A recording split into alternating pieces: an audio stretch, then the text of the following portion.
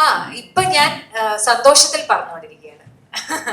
അതൊരു ഭയങ്കര ഭയങ്കര ഒരു മൊമെന്റ് ആണ്. ആൻഡ് ഞാൻ പറഞ്ഞതുപോലെ ഇതെല്ലാം ഒരു സിനിമയ്ക്ക് വേണ്ടി നമ്മളൊരു കാര്യം ചെയ്യുമ്പം ആ സിനിമയാണ് അതിനു വേണ്ടി സംസാരിക്കേണ്ടതെന്ന് ഞാൻ വിശ്വസിക്കുന്നു. ആ സിനിമ സംസാരിക്കുന്നുണ്ട്.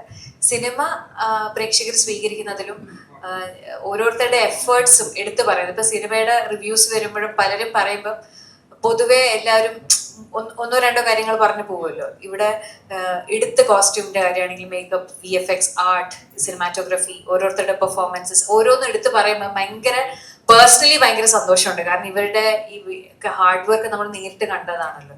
ഇതുപോലത്തെ ഒരു സിനിമ, ഈ ജോണറിൽ വരുന്ന ഒരു സിനിമ മലയാളത്തിൽ നമ്മളുടെ ബഡ്ജറ്റ് എല്ലാം വെച്ച് നമുക്ക് എക്സിക്യൂട്ട് ചെയ്യാന്ന് പറഞ്ഞാൽ അത്ര എളുപ്പമുള്ളൊരു കാര്യമല്ല. അപ്പം അത് എക്സിക്യൂട്ട് ചെയ്യാൻ വേണ്ടിയിട്ട് രാവും പകലും കഷ്ടപ്പെട്ട ഒരുപാട് പേരുണ്ട്. അപ്പം അവരുടെ ഒക്കെ ഡിപ്പാർട്ട്മെന്റ്സിനെ എടുത്ത് പറയുമ്പോൾ ഭയങ്കര സന്തോഷം. എന്താണ് ഇങ്ങനത്തെ ജോണർ?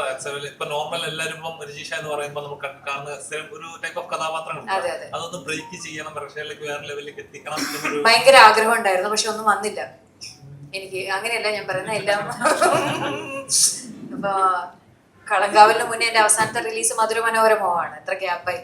അപ്പൊ ഞാനിങ്ങനെ നല്ലത് വന്നാൽ ചെയ്യാം, അല്ലെങ്കിൽ ഇങ്ങനെ വെയിറ്റ് ചെയ്തിരിക്കാം. പട്ടിണിയാണെങ്കിൽ നമുക്ക് ഇങ്ങനെ വെയിറ്റ് ചെയ്യാം എന്നുള്ളൊരു സീനിലായിരുന്നു. എന്തോ കറക്റ്റ് ആ ഒരു സമയത്ത് കൃഷാന്തിന്റെ കോള് വന്ന് കൃഷാന്ത് വന്നത് പറഞ്ഞ മൊമെന്റ് തന്നെ ഞാൻ ഭയങ്കര എക്സൈറ്റഡ് ആയിരുന്നു. ഇതെങ്ങനെ എക്സിക്യൂട്ട് ചെയ്യാൻ പറ്റും, ഇത് എന്നെ കൊണ്ട് ചെയ്യാൻ പറ്റുമോ ഇല്ലയോ എന്നൊക്കെ ഉള്ളത് പിന്നെയുള്ള കാര്യം. അത് കേട്ട പടവും ഇങ്ങനൊരു തോട്ടിന്റെ ഭാഗമായിട്ട് ഇപ്പൊ കൃഷാന്ത് വേണേ എന്നെ AD ആയിട്ട് വിളിച്ചിരുന്നെങ്കിൽ അതിന് വേണ്ടി ഞാൻ പോയേനെ. അഭിനയിക്കാനല്ല രക്ഷ, ഡയറക്ഷൻ ഡിപ്പാർട്ട്മെന്റിൽ വരുന്നത് വെച്ചിട്ട് ഞാൻ പോയേനെ. കാരണം ഇങ്ങനത്തെ സിനിമയുടെ ഭാഗം എങ്ങനെയെങ്കിലും ആവാൻ സാധിക്കുക എന്നാണ് ഞങ്ങൾ എല്ലാവരും ആഗ്രഹിച്ചത്.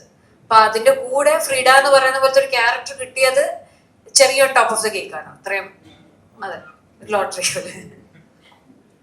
ഇതിലെ ആറാട്ടനൊരു റെഫറൻസ് ഉണ്ട്. അപ്പൊ ആറാട്ടനായിട്ട് സംസാരിച്ചിട്ടുണ്ട്. അല്ല, അത് ആറാട്ടണൻ മാത്രമല്ല, അത് ആ ഒരു ജോണറിൽ പെടുന്ന നമ്മുടെ എക്കോസിസ്റ്റത്തിൽ വരുന്ന ഫാനുകളെ എല്ലാരെയും റെപ്രസെന്റ് ചെയ്യുന്നതാണ്. അത് നിങ്ങൾക്ക് ആറാട്ടണനായിട്ട് തോന്നിയത് ഭയങ്കര അത് ഒരുപാട് പേരുണ്ട്. ആറാട്ടണൻ ദിവ്യയെ വിളിച്ചു സംസാരിച്ചു, പുള്ളിക്ക് സിനിമ ഇഷ്ടപ്പെട്ടു എന്നൊക്കെ പറഞ്ഞു. ആൻഡ് ആ സോങ് ഇറങ്ങിയപ്പോഴത്തേക്കും one of the people who really spoke, ഭയങ്കര വൈസായിട്ട് സ്പീക്ക് ചെയ്ത ഒരാളാണ് ആറാട്ടണ്ണൻ. അതിലൊരു വീഡിയോ ഒക്കെ ഉണ്ട്. അപ്പം നമ്മള് ഭയങ്കര സർപ്രൈസിങ് ആണ്. നമ്മള് ഒരു രീതിയിൽ വിചാരിക്കുന്ന ആൾക്കാർ വേറൊരു രീതിയിൽ അതിനെ റിയാക്ട് ചെയ്യും. നമ്മൾ വേറൊരു രീതിയിൽ വിചാരിക്കുന്ന ആൾക്കാർ എന്താണ് നിനക്ക് തുണി എടുത്തൂടെ എന്ന് ചോദിക്കുകയും ചെയ്യുന്നത് ഭയങ്കര സർപ്രൈസിങ് ആണ്. അതാണ് ഇവിടുത്തെ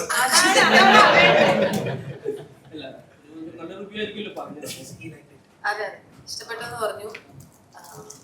കഴിഞ്ഞ വുമൻസ് ഡേക്ക് വിളിച്ചിട്ടുണ്ടായിരുന്നു.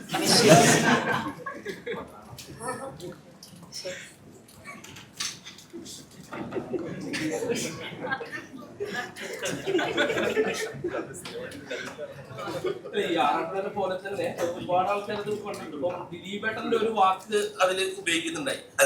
അപ്പൊ അത് പിന്നീട് ചർച്ചയാവുന്ന അങ്ങനെ എന്തെങ്കിലും പേടിയോ എന്തെങ്കിലും ഉണ്ടായിട്ടുണ്ടോ? അല്ല, അതൊരു ആന്റി ദിലീപ് സ്റ്റേറ്റ്മെന്റ് ഒന്നും അല്ല. ഞാൻ പറയുന്നത് ആൾക്കൂട്ട മീഡിയ വിചാരണ കാണിക്കുന്ന ഒരു സാധനമാണ്. അപ്പം വായി തോന്നിയെ വിളിച്ച് പറയില്ല ചേട്ടാ എന്നും അത് പറയുമ്പോഴത്തേക്കും നമ്മള് ദിലീപേട്ടന്റെ ക്രൈമോ അല്ലെങ്കിൽ ക്രൈം ചെയ്തിട്ടുണ്ടോന്നോ അത് ആ ക്വസ്റ്റ്യനൊക്കെ കോടതിയുടെ ഇതിനൊക്കെ വിട്ടില്ല. But the media is really surrounding a person who's accused. അപ്പം അതിന്റെ ഒരു റെഫറൻസ് ആണ്. അപ്പൊ അത് പെട്ടെന്ന് നമുക്ക് ആ ഒരു മീഡിയ ഹോണ്ട് ചെയ്യുന്ന ഒരു സാധനം കാണിക്കാൻ പറ്റുന്നത്. അപ്പൊ ഇതൊരു എക്കോസിസ്റ്റത്തിനെ കുറിച്ച് പറയുന്നതാണ്, ഒരു റിയാലിറ്റിയുടെ എക്കോസിസ്റ്റത്തിന്. അതിൻ്റെ അകത്ത് ഇതെല്ലാം വരുന്നുള്ളതാണ്. അപ്പം as a documentation of our times ഇതിനെക്കുറിച്ചൊക്കെ റെഫർ ചെയ്ത് പോവാം.